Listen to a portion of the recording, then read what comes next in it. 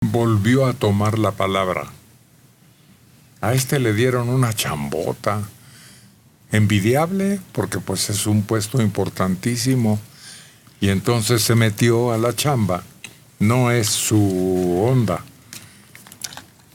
Él es un hombre muy inteligente, joven, pero político. Bueno, pues acaba de volver a hablar y dice: quitarle dinero a la salud es inhumano. El PRI le dejó a AMLO una herencia maldita en el sector. La gente enferma no se cura con discursos, sino con recursos. En su regreso al Senado, Germán Martínez Cázares sostiene que no iba a ser cómplice de recortes al sistema de salud y que tampoco quería pelear con los grandes hacendarios, duendes hacendarios, dijo. ¿A qué se referiría? Pues a los que recolectan los impuestos. Ah, porque ese fue su pleito, ¿no? Sí. No con el mero mero, sino con una de las subjefas que le negó un presupuesto que requería urgentemente. Algo así. Bueno, dijo que no iba a ser cómplice de los recursos recortados al sistema de salud y que tampoco quería tener un pleito con los duendes hacendarios, pues tiene claro que entre políticos no vale la pena ninguna diferencia.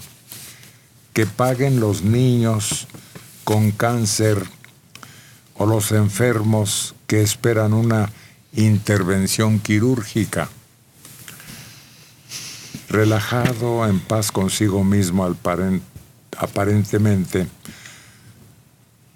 Martínez Cázares afirma que su renuncia al Instituto Mexicano del Seguro Social no fue una sorpresa para el presidente ni para el coordinador de Morena, debido a que les había informado. Expresa que no se arrepiente de haber tomado primero la dirección y luego dejarla del Seguro Social, y tampoco le quitaría una coma a su carta de renuncia por el simple hecho de que es un hombre que dice lo que piensa y que es leal a sí mismo.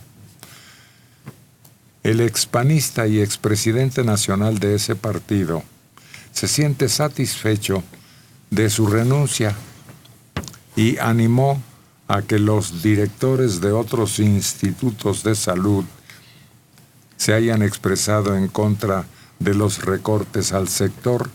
Tan es así, asegura, que de inmediato se les reintegró el dinero para hacer lo que debe hacerse en materia de salud, porque los recortes son inhumanos. Agregó que el seguro es mucho más que Germán Martínez y refirió que Zoé Robledo hará un buen trabajo porque, si bien no es doctor, es buen muchacho que tiene sensibilidad social. Y además sí le autorizaron el reintegro del presupuesto, cosa que a él no. O sea, se sacrificó por una causa noble. Pues de inmediato se movieron un montón, como una ola de protestas, de inconformidades, de gente que decía que estaban en la misma situación que él había denunciado. Sí, en cada ámbito de este tipo hay inconformidad. Es porque los recursos van a proyectos que todavía ni siquiera están establecidos. Y sobre todo eso de recompensar en forma como de Santa Claus o de los Reyes Magos o de padrinos también súper ricos, pues está dejando otros sectores que urgentemente requieren de apoyo en vez de recorte. Los apoyos asistencialistas serían la palabra correcta, el estar dando dinero, por ejemplo, a los que no estudian o madres solteras. Yo digo, mira, si es gente que lo necesita, pero eso de que tú obtengas un beneficio sin dar nada a cambio, sin pedirlo, además. Bueno, sin pedirlo veces. Y tal vez sin desearlo, o bueno, lo deseas porque puedes invertirlo en otra cosa que no sea el beneficio. Favor. Entonces, el que se esté destinando tanto presupuesto a ese tipo de actividades o de personas que no tienen algo claro que hacer, nos está saliendo muy caro. Esto tiene un origen.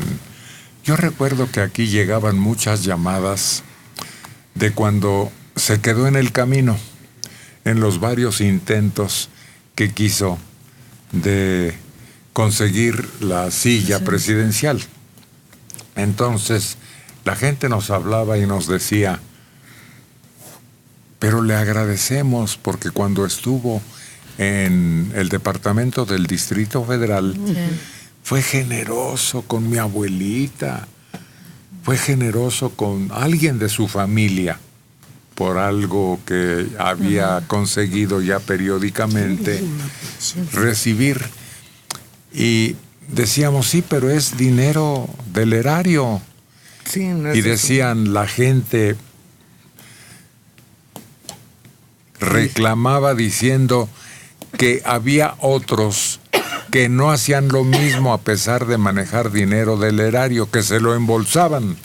Sí, de todas maneras, es algo gratuito, es algo difícil de explicar. Se me figura algo que acabo de leer del borracho a las 4 de la mañana. De nuevo borracho, le dice la esposa, a las 4 de la mañana.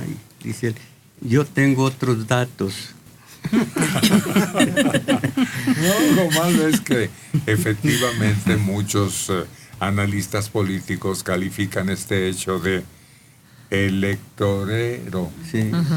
Y dicen que, bueno, yo creo también que sí, sus primeros 35 años van a ser más o menos benéficos. Pero cuando hizo todo eso en la Ciudad de México, por lo menos había la sensación de que se repartía de manera justa, porque había quienes iban y revisaban las condiciones de quienes, por lo menos una mayoría de quienes recibieron la pensión. Además era únicamente para personas de más de 70 años, en fin, había como más requisitos, pero ahora se repartió indiscriminadamente, Héctor. Como en la Juria. Sí. La pensión a adultos mayores se la dan a todo mundo, la merezca, la requiera o no la merezca o no la requiera. Y eso es injusto. El apoyo que se da a estudiantes de prepa se le da a todos, estudien o no estudien. Sí, se los revisan como a los 6 meses, pero ya los recibieron 6 meses y no lo van a regresar, desde luego que no lo van a regresar. Entonces, claro que hay gente en este país, y mucha, que requiere del apoyo, pero para que te den el apoyo, tienes que estar haciendo algo. Pues acuérdate del viejo refrán chino: no le des a cada hambriento en tu patria un pescado. No. Enséñalos a pescar.